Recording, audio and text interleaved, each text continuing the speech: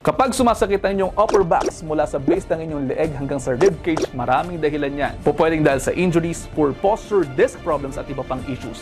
Depende sa pinagmumulan yan, pwedeng ang pananakit ay characterized as burning or sharp, tumitibok, tightness at stiffness ng muscle, pwedeng parang kinukuryente o may kasamang numbness and weakness. Usually naman, nare-relieve ang upper back pain ng mga over-the-counter pain meds. Pwede rin kayong mag-try ng mga heat pads, mga ice packs at massage.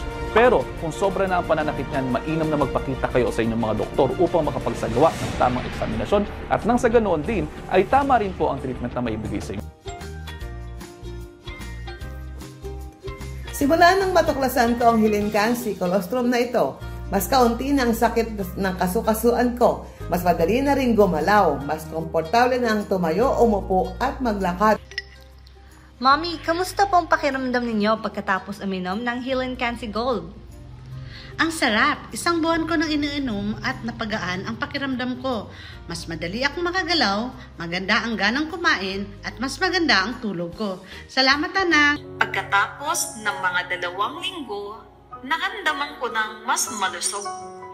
Kumain ng maayos, natutulog ng mahimbing, at mayroong payapa ang isip.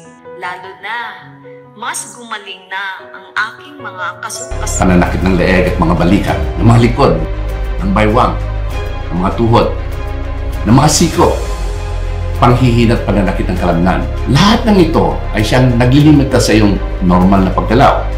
Nagdudulot din ito ng deformity ng mga buto. Mabango, masarap, at hindi masyadong matamis.